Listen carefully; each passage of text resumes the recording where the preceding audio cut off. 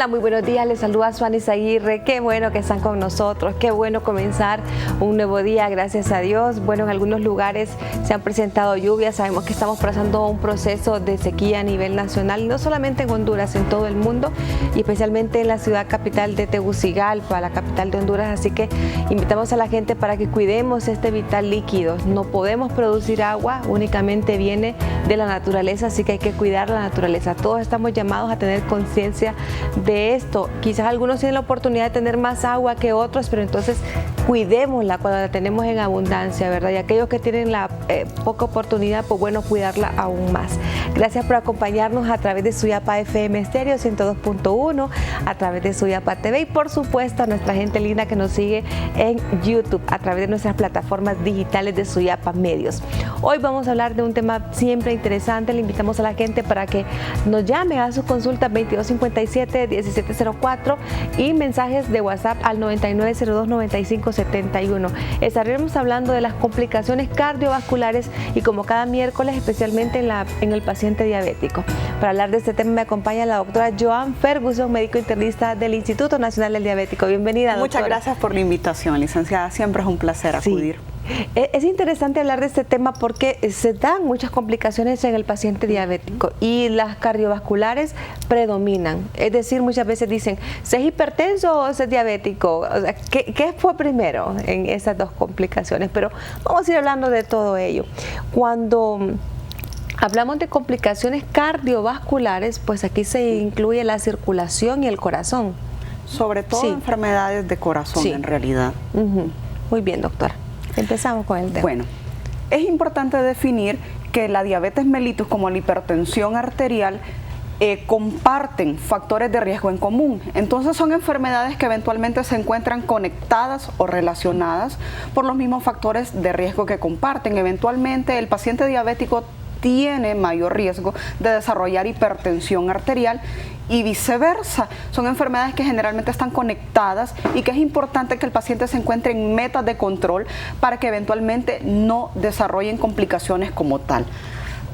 Actualmente la diabetes, si bien es cierto una enfermedad metabólica en la que hay muchas alteraciones, en la cual predomina los niveles altos de glucosa o hiperglicemia, también se ha observado que actualmente está constituyendo un factor de riesgo independiente e importante para la aparición de complicaciones cardiovasculares o cardíacas. Por lo tanto, es importante de que el paciente sepa que desde el momento que se realiza el diagnóstico de diabetes va a tener un riesgo aumentado en comparación a la población normal, no diabética, para presentar complicaciones cardíacas. Para el año 2015 se realizó un estudio en nuestro Instituto Nacional del Diabético, el cual reportaba que la comorbilidad o enfermedad más frecuente en nuestros pacientes diabéticos era hipertensión arterial, alcanzando cifras casi de un 80% de nuestra población. Probablemente este porcentaje sea aún más alto porque diabetes está muy relacionado a hipertensión arterial. Eventualmente debemos identificar cuáles son los factores que llevaron al paciente al desarrollo de la enfermedad, porque muchas veces un paciente hipertenso tiene algunas condiciones que predisponen a que con el paso del tiempo pueda desarrollar diabetes por los mismos factores que cumplen ambos en común. Entonces el objetivo de la charla es de que el paciente pueda identificar qué factores de riesgo tiene para que los podamos controlar eventualmente y así evitar esas complicaciones, que las más frecuentes cardiovasculares que observamos es el infarto agudo de miocardio. Si bien es cierto, por el simple hecho de un paciente ser diabético le aumenta el riesgo, existen algunos factores que predisponen a que el paciente lo desarrolle tempranamente en comparación a la población normal. Algo muy interesante mencionar, doctora, es que creemos que las complicaciones cardiovasculares están relacionadas únicamente con las personas que tienen exceso de peso, que están en sobrepeso, pero hay personas delgadas que podrían tener complicaciones cardiovasculares y ser diabéticas también. Por eso hacíamos hincapié en los factores de riesgo, porque si bien es cierto, aunque un paciente no sea diabético, pero si es un paciente hipertenso y que tiene otras condiciones como cuáles: sedentarismo, es decir, aquel paciente que no realice actividad física, mínimo 150 minutos de ejercicio a la semana, aquel paciente que cursa con dislipidemia. ¿A qué me refiero con esto? Alteraciones en sus niveles de colesterol y triglicéridos y sus diferentes tipos, aquel paciente que tiene hábitos tóxicos como el consumo de tabaco, el consumo de alcohol, y aquel paciente que tiene alguna carga de estrés en general. Estos son factores que eventualmente repercuten en el desarrollo o la aparición de hipertensión arterial y que aceleran el proceso de poder presentar complicaciones. Generalmente se piensa de que las complicaciones como infarto, como evento cerebrovascular, diabetes están asociadas a la mayor edad del paciente. Pues déjenme decirles que no, porque estas complicaciones las estamos observando cada vez a edades más tempranas, y los factores que más están incidiendo son el sedentarismo y el sobrepeso u obesidad en nuestra población. Personas muy jóvenes que están presentando estas complicaciones. ¿Cuántas veces de repente una persona muy joven fallece, verdad? Un infarto fulminante, y decían, pero estaba joven, estaba en un partido de fútbol, estaba compartiendo con la familia, tiene una condición que no se conoce. Y esta parte de la hipertensión es interesante porque se llama el enemigo silencioso. Correcto. Va matando en silencio de a poco sin que se dé cuenta. Personas con con hipertensión arterial no se dan cuenta que lo son, porque muchas veces creemos que el dolor de cabeza, la fatiga, pero hay personas que son asintomáticas, no experimentan ningún síntoma. Generalmente se le denomina con ese nombre a la hipertensión arterial porque los síntomas son muy leves o son muy discretos. El dolor de cabeza es uno de ellos, pero debe llamarle la atención al paciente cuando este dolor de cabeza sea persistente o a diario.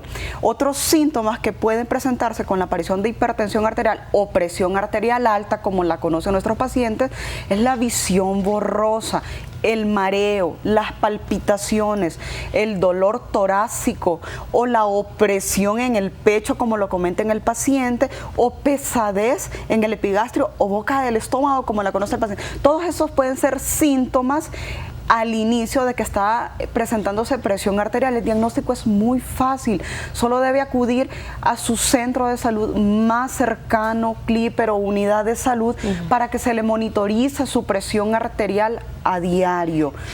Una vez que se identifica que su presión arterial está elevada, ¿y cuánto es elevada? Arriba de 140/90, hacemos el diagnóstico de hipertensión arterial, pero se debe dar un seguimiento al paciente. ¿Por qué? Porque fueron muchos factores los que llevaron a hipertensión. Si bien es cierto, en personas jóvenes, estamos hablando menos de 30 años de edad, hay algún tipo de predisposición genética o algunas condiciones familiares que permitieron que la enfermedad se presentara a temprana edad. Yo quiero hacer un pequeño paréntesis, doctora, y hacer la aclaración, porque muchas personas entran en esa disyuntiva y decir, bueno, ¿me voy a curar de hipertensión o no? Me dicen, estoy obeso, o estoy con sobrepeso, o soy un fumador, ¿verdad? Soy una persona que consume alcohol, entonces, ¿qué eso me llevó a ser hipertenso? Si yo dejo todo esto, si dejo todo ese factor de riesgo, por todo ese problema de que estoy obeso, que fumo, que bebo y una serie de complicaciones, ¿puedo dejar de ser hipertenso? Esa es una excelente pregunta, porque depende de la causa. 90% de las causas de hipertensión arterial son de causa desconocida. Realmente no podemos saber qué factor fue el que precipitó la aparición, pero hay muchos factores que son modificables. Por ejemplo, en el paciente joven, menos de 30 años de edad, hay enfermedades en particulares relacionadas a la aparición de hipertensión arterial, o sea, enfermedades renales o enfermedades de glándula tiroides. Entonces, en ese paciente joven sí hay que hacer investigaciones para ver qué enfermedad de base fue la que realmente produjo la aparición a temprana edad de hipertensión. Pero en la mayoría de la población, que es hipertensión esencial, es decir, que no sabemos la causa precipitante, sí hay muchos factores que son los que favorecen a la aparición. Por ejemplo, el tabaco. Un paciente hipertenso, de que uno de los factores de riesgo es el tabaquismo y lo abandona, puede controlarse de la enfermedad. Un paciente que tiene alterados sus niveles de colesterol, triglicéridos y demás, y lo lleva a meta con una dieta balanceada elaborada por un nutricionista, puede controlarse de hipertensión arterial. Un paciente sedentario que activa la vida de ejercicio diaria y la vuelve como parte de su vida habitual, puede controlarse de hipertensión arterial. O sea, existen factores que realmente son modificables, que permiten que el paciente pueda controlarse de hipertensión y no requerir medicación. No requerir, eso es importante, pero también hay casos donde las personas ya, la hipertensión, como decimos, ya va haciendo un daño. Es decir, podemos evitar que siga avanzando, pero si ya causó daños en nuestro cuerpo, en diferentes sistemas, eso no lo podemos revertir. Pero vamos a recibir una primera llamada al 2257-1704. Buenos días, Darwin, le escucha la doctora Joan Ferguson. Buenos días, mi nombre es Darwin Álvarez y quiero agradecerle en público a la doctora Ferguson porque en mi caso estoy muy agradecido con ella. Tienen una gran persona, la Virgen y Jesús la tiene ahí sentada platicando de lo que ella sabe y lo hace muy bien. Ella tiene con salud a mi madre es doña Magda Salgado. Siempre le voy a agradecer mucho a la doctora infinitamente porque ella me la tiene curada en su sistema de su corazoncito. Más que todo, agradecerle mucho a Dios, a la Virgen y a la doctora Ferguson, también al programa de Suyapa TV. Y no tengo palabras para describir la gratitud que tengo mi familia hacia la doctora Ferguson. Es una gran persona y una gran médico en su área. Muchas gracias a todos, doctora, mil gracias. Muchas gracias, qué bueno. Y el éxito, creo que el tratamiento de su mamá ha sido que ella ha sido disciplinada también, que esa parte es muy importante. Mire, es una paciente sumamente ejemplar. Voy a abusar un poco de la confianza de ellos. Ella es una paciente oncológica que está cursando con un proceso ahorita de un cáncer de mama. Y gracias a Dios fue una paciente que la logramos diagnosticar a tiempo. Es una paciente muy acuciosa y eso es bien importante en el paciente, que un síntoma, por pequeño e insignificante que parezca, hay que prestarle la atención porque eso, pacientes, es lo que va a hacer la diferencia en que usted se pueda controlar y se pueda curar de estas enfermedades y no forme parte de la estadística que fallece a temprana edad. Eso es muy importante, doctora. Voy a hacer una pausa, pero me quedo con una interrogante que nos han hecho al 9902-9571. Gracias por comunicarse con nosotros por esta vía de WhatsApp. Buenos días, gracias por su programa. Mi consulta es: me canso cuando camino y cuando estoy sentada y se me inflaman, se me hinchan, dice ella, pero se le inflaman los pies. ¿Qué puedo hacer? Tiene edema ya en sus pies. Ya vamos a hablar un poquito de esto al regreso de la pausa. Continúe con nosotros y siga haciendo sus consultas.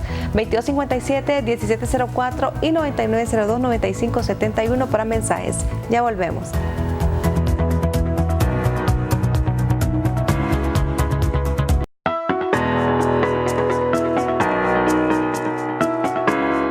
Gracias por continuar con nosotros en su programa Con Salud, hablando de los riesgos cardiovasculares, especialmente que sufre un paciente diabético. Varias personas nos están escribiendo y vamos a dar su respuesta en este momento. Gracias por escribirnos al 9902-9571. También le invitamos para que nos llame 2257-1704 y haga su consulta directamente a la doctora. Muy bien, acá está.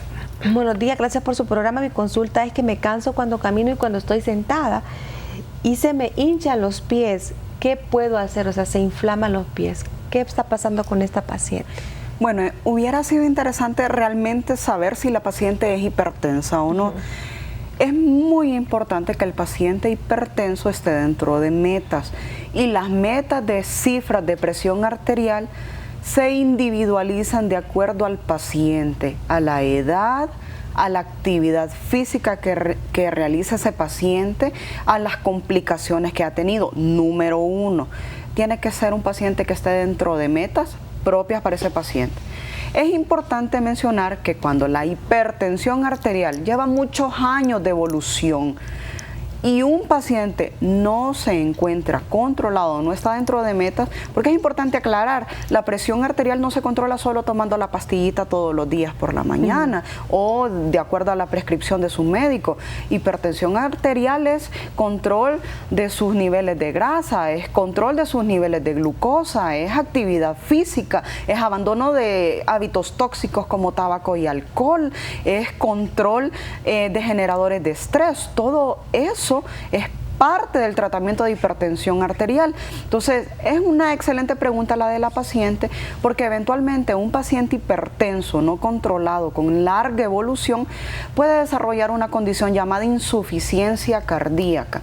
¿Qué quiere decir esta condición? Que ha sido tanta la presión dentro de las arterias de esa paciente que el corazón responde aumentando de tamaño. A esta condición se le llama cardiomegalia. Esto se detecta haciendo radiografías y el estudio ideal es un ecocardiograma que es elaborado por un médico especialista en cardiología, que es el que define realmente cómo se encuentra el funcionamiento del corazón del paciente, si hay afectación de alguna válvula o si hay alguna otra complicación. Cuando el corazón se encuentra insuficiente, es decir, que ya no es capaz de responder a las necesidades de un paciente, ese aumento de tamaño va produciendo síntomas que llevan a congestionamiento, que es lo que le ocasiona al paciente dificultad para respirar, es aquel paciente que tiene que dormir casi sentado en la noche con varias almohadas o con inflamación en las piernas. Yo invitaría a la paciente de que acuda pronto a consulta para una mejor evaluación. Y ya vamos a hablar un poquito de ese edema, que es esa inflamación en las piernas, qué exactamente ocurre con esto, cómo se ven afectados órganos como riñón, por ejemplo, ¿verdad? Que es muy importante mencionarlo. Pero antes tenemos una llamada desde el Valle de Jamastrán, doña Eusebia López. La escucha la doctora Joan Ferguson. Buenos días. Fíjese que tengo un niño de 7 años. Sí, adelante. Dice que él cuando estaba pequeño, él era gordito, y fíjese que ahora fíjese que él el apetito lo tiene bien bajo. Fíjese que le ofrezco comida y no come nada así. 17 años. Él tiene 5 años. 5 años. Ah, está pequeñito, sí está pequeño. ¿Has visto cansancio en él? ¿De repente pasa adormecido? No, fíjese que ahorita el ambiente de él, él pasa jugando tranquilo. Él juega normal. Bueno, habría que ver, ¿verdad, doctora? No sé si... Bueno, vamos a aprovechar, sin embargo, aunque no sea el tema, es muy importante. Mira, la población tiene que estar informada que la diabetes no solo se presenta en personas adultas, porque tenemos mucha diabetes infantil. O sea, el sobrepeso y la obesidad en los niños no es saludable. Es importante investigar si hay antecedentes familiares de diabetes. No nos dio esa información la paciente, pero ojo con un niño de que eventualmente tenía sobrepeso u obesidad y ha tenido una pérdida acelerada. En lo personal sí le recomendaría de que llevara pronto a una evaluación por el médico especialista en pediatría a su pequeño para que se le puedan hacer exámenes de rutina, porque una pérdida de peso, y aún más en un niño que está en proceso de crecimiento y desarrollo, debe ser programada por un nutricionista en caso de que este niño lo amerite, para que eventualmente no sea un diabético o un hipertenso el día de mañana. Claro. Ojo, estas enfermedades no tienen edad. Diabetes no se presenta solo en ancianos, o sea, hay diabetes infantil, hay diabetes juvenil. En el instituto tenemos pacientes desde los 18 años de edad que no tienen antecedentes familiares, pero que el sobrepeso u obesidad ha sido desencadenante. Ojo con eso, ¿verdad? Sí le recomendaría que lleve pronto a evaluación médica. Eso es importante. Pequeño. Doctora, la paciente que nos escribía que se le inflaman sus piernas cuando está sentada, que siente mucho cansancio, la mandaron a bajar de peso, o sea que está con sobrepeso y le quitaron las pastillas de la presión, se las quitó el tratamiento el médico. Habíamos mencionado previamente que el sobrepeso y la obesidad era factor de riesgo. Lo ideal es eventualmente uno retira el medicamento del paciente que esté controlado, sobre todo los factores de riesgo que le llevaron a la aparición de la enfermedad. Sería muy importante que se monitorice nuevamente la presión arterial. Lo ideal es de 3 a 7 días consecutivos que se lo pueda realizar, o con un mapeo, que eso se hace. Lo otro es que si realmente la paciente todavía cursa con sobrepeso u obesidad, eso todavía va a seguir incidiendo en que ella sea hipertensa y que aunque no tenga antecedentes familiares de diabetes pueda desarrollar la enfermedad.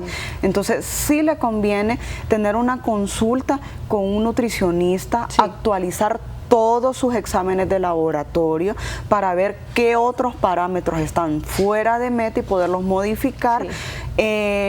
Habría que ver qué pasó con eso del retiro de medicamentos, pero si todavía no están los factores de riesgo de ella controlados, no sería prudente realmente quitar el medicamento antihipertensivo. Sí, tenemos otra llamada de Ingrid López, de Dos Caminos. ¿Cómo está, Ingrid? Buenos días.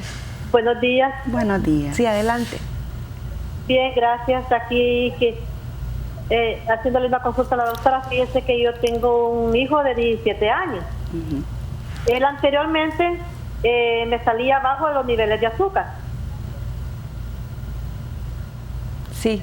Ahorita lo llevé donde el médico que lo ha tratado a él siempre, que es el doctor Ciro Hernández, internista cardiólogo.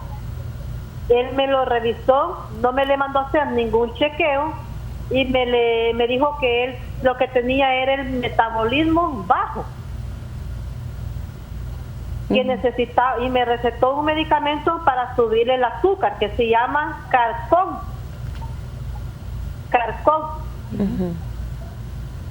Termina en NT. Pero a donde yo quiero llegar es que yo cuando fui a la farmacia, la doctora que me atiende en la farmacia dice que ese medicamento no es para ese diagnóstico que el doctor me indicó. Que me dicen que ese medicamento es como para dolores articulares, dolores reumáticos, que no tiene nada que ver para subir los niveles de azúcar. Muy bien. Bien, Ingrid. Bueno, aquí hay varias cosas por hacer. En primer lugar, investigar si hay antecedentes familiares de diabetes mellitus. Si bien es cierto, está en la etapa de crecimiento, este chico probablemente se incrementa el apetito en los pacientes, entonces algo que llama la atención. Es importante rescatar que el médico cardiólogo identificó de que hay problemas metabólicos. O sea, metabólicos se refiere a alteraciones que pueden incluir alteraciones de su glucosa o de otro tipo de hormonas importantes en el crecimiento y desarrollo de su hijo. Realmente, como es menor de edad, realmente le corresponde un pediatra, pero si eventualmente encontraron alteraciones metabólicas, que está sufriendo hipoglicemias, es decir, bajones de azúcar, o lo contrario, subidas, mi recomendación es que debería llevarlo a consulta con un médico especialista, pediatra, pero con su especialidad en endocrinología, porque son los que hacen evaluaciones hormonales en este pequeño. Él es un niño todavía, correcto. O sea, legalmente. Entonces, las hipoglicemias pueden repercutir en el crecimiento y desarrollo de su hijo. Entonces, mi recomendación es que acuda al pediatra endocrinólogo para que se le realicen todos los estudios pertinentes de sus niveles hormonales para ver cómo se encuentra él, sobre todo si hay alguna predisposición al desarrollo de diabetes en la familia. Siempre hay que tener en cuenta, o sea, qué enfermedades de base hay en el núcleo familiar. Muy importante, doctora. Vamos a hacer una pausa, pero me quedo con un interrogante que nos han mandado al número de WhatsApp, que es 9902-9571. Gracias por seguir con el programa. Buenos días, soy hipertensa y tengo bien todos los niveles en sangre, pero creo que el estrés me lo desencadenó. No tengo sobrepeso, hace 5 años tomo pastillas, pero no sé cómo bajar la presión y no sé cómo, y no dejo las pastillas. Tomo Iversatán 150 miligramos. ¿Qué me aconseja? Ya le va a dar respuesta a la doctora Joan Ferguson al regreso de la pausa. Puede seguir mandando su mensaje 9902-9571 o llamarle directamente a la doctora al 2257-1704. Ya volvemos.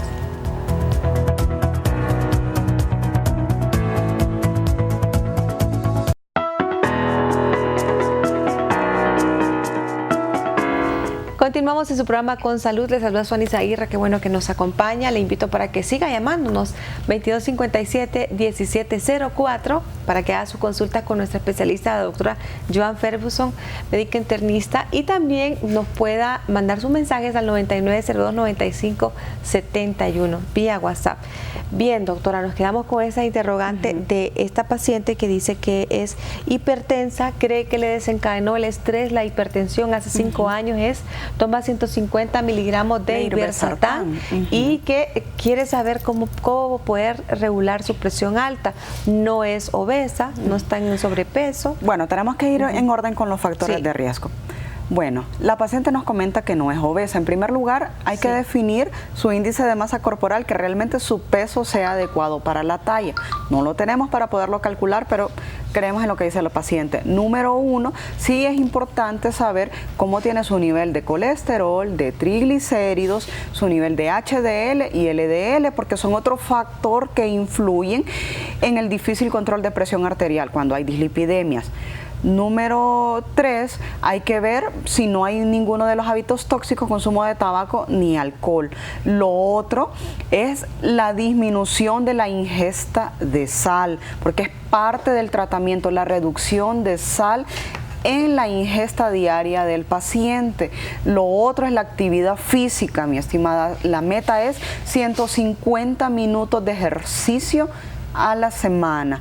Y un factor muy influyente hoy por hoy definitivamente es el estrés en todos sus tipos, al punto que el estrés se considera un factor independiente para poder causar complicaciones cardiovasculares en cualquier individuo.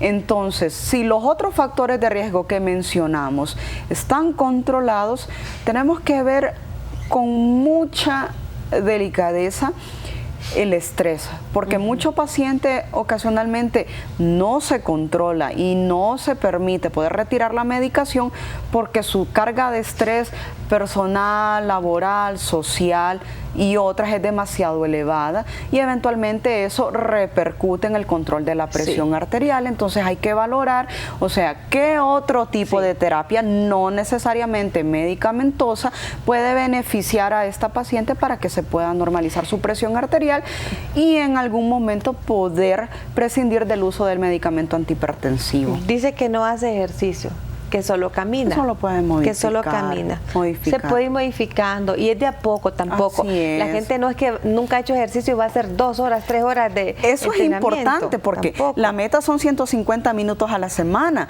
pero el paciente a veces quiere en un solo día cumplir esa meta y no es así. No, o sea, hay que distribuirlo a lo largo de la semana, por lo menos 20 minutos diarios, 15 a 20 minutos diarios. Si supera los 150 minutos a la semana, perfecto. O sea, pero hay que decidir iniciar actividad física. O sea, 5 o 10 minutos diarios, vamos aumentando hasta que se vuelva un hábito hacer ejercicio. Aquí nos hacen una pregunta, doctora, y tenemos que hacerla porque es muy interesante. Y siento que me la hacen como en cuestión de reclamo, pero le voy a explicar porque, buen día, mi pregunta, yo tengo familia diabética, pero a mí siempre me salen los exámenes normales. ¿Cómo dicen que es hereditario? Gracias. Bueno, eso es bien importante. Si bien es cierto, puede haber predisposición genética, no el 100%, o sea, de los familiares lo van a presentar, pero es que hay factores que son los que predisponen a que aparezca, porque podemos tener antecedentes familiares por ambas ramas, materna y paterna, pero si es un paciente, en primer lugar, que realiza actividad física, si es un paciente que tiene un peso ideal para su talla, si es un paciente que no consume tabaco y alcohol, si es un paciente que, como ella misma lo comenta, tiene su química sanguínea de parámetros dentro de lo normal o aceptable para la paciente, y es un paciente que logra controlar el estrés, eventualmente su riesgo para desarrollar diabetes va a ser muy bajo. O sea, es bien importante que el paciente sepa que aunque pueda existir predisposición genética, el ambiente de cada individuo es lo que va a permitir que sea presente la enfermedad o que el paciente no la desarrolle nunca. Porque yo tengo pacientes de que hay diabéticos en el lado materno y hay en el lado paterno, pero son pacientes, o sea, que tienen vida saludable, que realizan ejercicio, que se alimentan sanamente, que no tienen hábitos tóxicos, que tratan en la medida de lo posible controlar el estrés. Entonces son personas que, aunque tienen predisposición hereditaria, no desarrollan la enfermedad. Sin embargo, eso no quiere decir de que tiene que confiarse, por decirlo de cierta manera, porque la enfermedad, o sea, hasta una situación de estrés puede desencadenar la aparición de la enfermedad. Exactamente. Estrés laboral, algún luto familiar, situaciones de estrés de diferente índole pueden ser el desencadenante de la aparición. Entonces, siempre es importante que un paciente con una carga hereditaria alta, mínimo una vez al año, se esté realizando todos sus exámenes de rutina. Sí, doctora, mire que me hacen una consulta, quisiera saber si esto podría estar relacionado con el riesgo cardiovascular. Hacen una consulta, doctora, fíjese que mi esposa padece de un dolor que le pega en la mitad de la cabeza y el ojo, toda la parte derecha de la cara. ¿Qué medicina puedo comprar? Ya le voy a dar respuesta, pero antes tenemos una consulta vía teléfono. Adelante, buenos días. Aló, buenos días. Sí, díganos. Buenos días. Sí, fíjese que yo soy una persona de 44 años que trato de hacer ejercicio. Bueno, tengo un mes de estar en el gimnasio, pero siempre paso con un dolor en la espalda baja.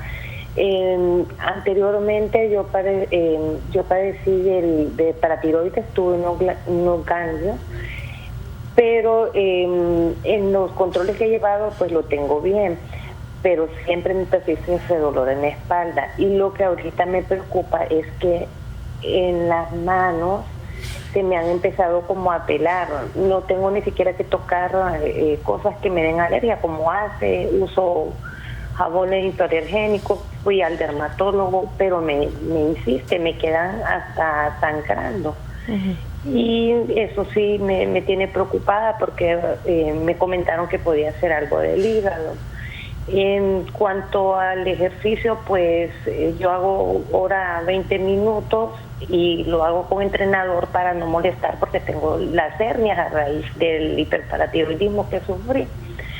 Entonces quería consultarle porque me dijeron que lo que me tocaba era ir a un internista. ¿Qué exámenes debo de hacerme para visitarle?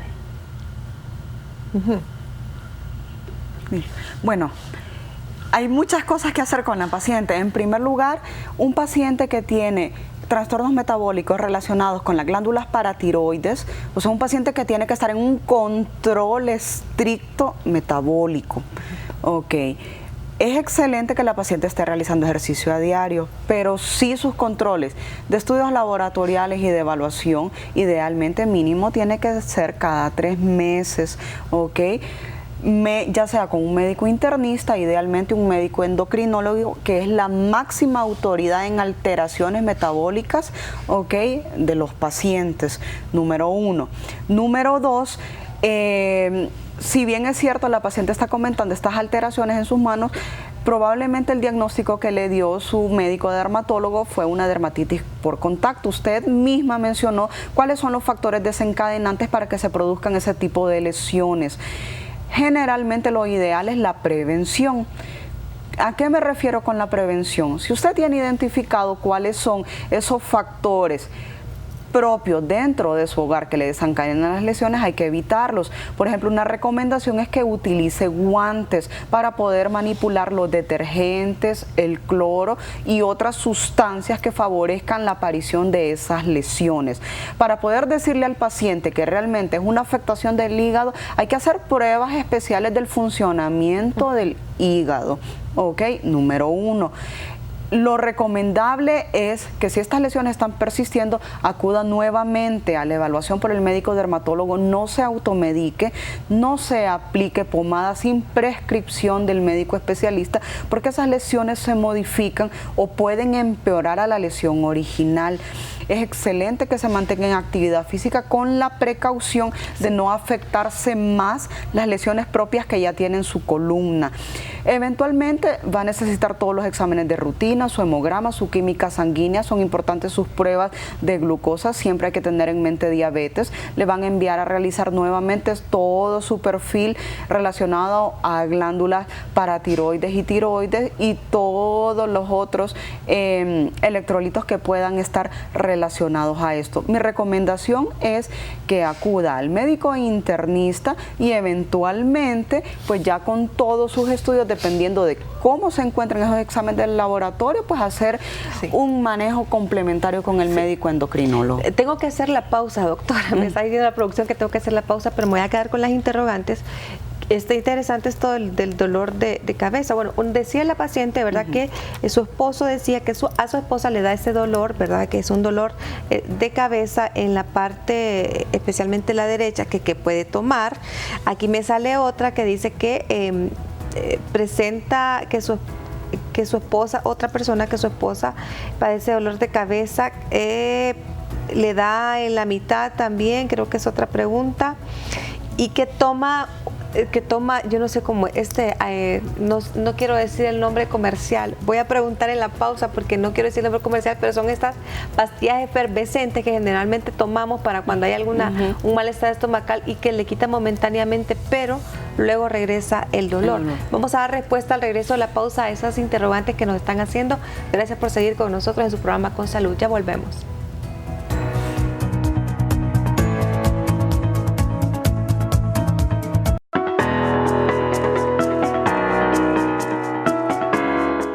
Gracias por estar con nosotros. Les saluda Suani Zaguirre. Bueno, la gente a través de nuestro WhatsApp se ha revuelto con una serie de temas, pero vamos a tratar en estos pocos minutos que nos quedan abordarlos. Hay dos consultas muy parecidas, pero son diferentes condiciones. Una paciente que explica que tiene, su esposo dice que ella siente dolor de cabeza, le duele la mitad prácticamente desde la cabeza, el ojo y la mitad de la cara. O sea, esa es por una parte. Otra dice que le pegan dolores de cabeza y puede pasar hasta semanas. Piensa que es del estómago porque toma estas pastillas efervescentes que tomamos, hay muchos nombres comerciales, ¿verdad? Pero siente que alguna mejora o alivio cuando lo hace, pero que luego vuelve el dolor. O sea, hablemos de ambos casos, doctora. Bueno, es muy importante que el paciente sepa que las cefaleas o los dolores de cabeza, el tipo de dolor de cabeza que presenta el paciente puede orientar a el origen o la etiología de la enfermedad que lo está ocasionando. Por ejemplo, en el caso que menciona que el dolor de la cabeza es hemicraneal o solo mitad de la cara hacia un lado, puede estar relacionado a las cefaleas tipo migrañas o los dolores de cabeza por migraña. Ok, si bien es cierto hay tratamiento para ello, siempre hay que ir más allá, a ver si no hay una causa neurológica como tal que lo esté produciendo, porque eventualmente puede ser discapacitante este dolor de cabeza para el paciente. Entonces, ahora, pueden haber otras enfermedades atrás de esto.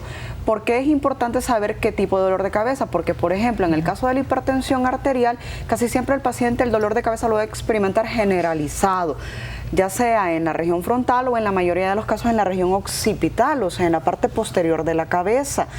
Y la cefalea o el dolor de cabeza por tensión casi siempre se produce como en forma de diadema, o sea, el paciente lo siente generalizado en la región frontal. Entonces es bien importante diferenciar si es un dolor por migraña, que generalmente es uno de los dos lados de la cara, cefalea o dolor de cabeza por tensión, que casi siempre es en la región frontal, en la frente, como en una diadema, y por la presión arterial generalizada o afectación en la parte posterior de la cabeza. Es bien importante que todo paciente con dolor de cabeza siempre se monitoriza la presión arterial, porque puede ser el primer síntoma que le está llamando la atención, diciéndole que su presión está alta. Ahora, no hay que olvidar otro sentido muy importante que puede dar dolor de cabeza, y es la vista. Eso es bien importante, que un paciente que esté sufriendo de dolor de cabeza también acuda al oftalmólogo, porque muchas veces pacientes que tienen comprometida su agudeza visual o la capacidad para ver está reducida, el esfuerzo físico que está elaborando la vista puede producir de forma secundaria dolor de cabeza. Entonces, muchos factores, ¿verdad? Evaluación oftalmológica, que el paciente acuda a que se le pueda monitorizar su presión arterial, que un paciente, si eventualmente ya tiene el diagnóstico por migraña, pueda ser eventualmente evaluado por neurólogo. ¿Por qué? Porque eventualmente el paciente puede ocupar estudios de imágenes como una resonancia magnética, una tomografía cerebral. Eventualmente los estudios se individualizan de acuerdo a cada individuo, y obviamente la tensión o el estrés, que siempre anda relacionado en todas las enfermedades. Pues estoy casi finalizando, pero no quiero dejar esa pregunta por fuera. Es una señora de 55 años que es hipertensa, ya diagnosticada como hipertensa y diabética, y algunas veces ha tenido problemas cardíacos, pero últimamente muestra una coloración en las piernas muy fuerte. ¿Qué podría ser y debido a qué? Ok, bueno, es muy importante saber qué otras enfermedades tiene la paciente. Mire, hipertensión arterial está muy relacionado con diabetes. Diabetes eventualmente puede producir complicaciones también a nivel de piel, o sea, son enfermedades que están relacionadas. La mala circulación o la enfermedad venosa crónica también va de la mano, están relacionadas. Entonces es importante saber si realmente la paciente no tiene afectada la circulación.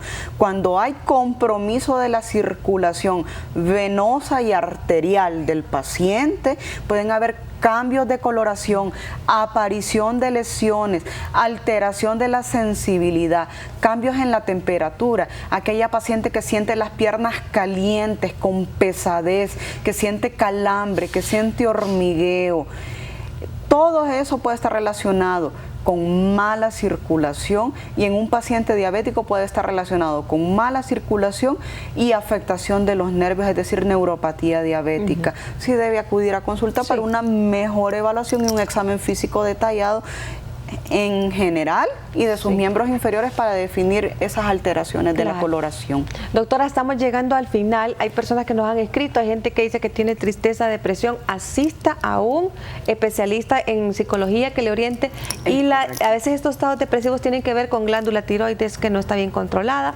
tienen que ver con niveles de azúcar altos también. Entonces hay que hacerse un chequeo general. Doctora, ¿dónde la localizamos en la consulta privada? Bueno, en la mañana siempre estamos en el Instituto Nacional del Diabético. Solo requieren una remisión de su médico tratante, ya sea del centro de salud, del CLIPER o unidad de salud, y por las tardes con gusto les colaboramos en la clínica Pie y Salud, que está localizado en la colonia Kennedy. Si voy a dejar mi número para si eventualmente desean una consulta privada. Claro, ahí está apareciendo en pantalla. Vamos a ver, no leo mucho, no alcanzo a ver el monitor. 8963-38 05. Bueno, me disculpan, ¿verdad? Mis queridos amigos, ya la edad, pero gracias por haber estado con nosotros. A la orden, siempre es un gusto. Qué gusto a todos ustedes en casa, que Dios me los bendiga. Siempre es de mucha alegría contar con ustedes. Recuerde, nos puede ver siempre de lunes a viernes a las 10 de la mañana y la repetición por Suyapa TV a las 11 de la noche. Y síganos por nuestra plataforma de YouTube. Hasta pronto.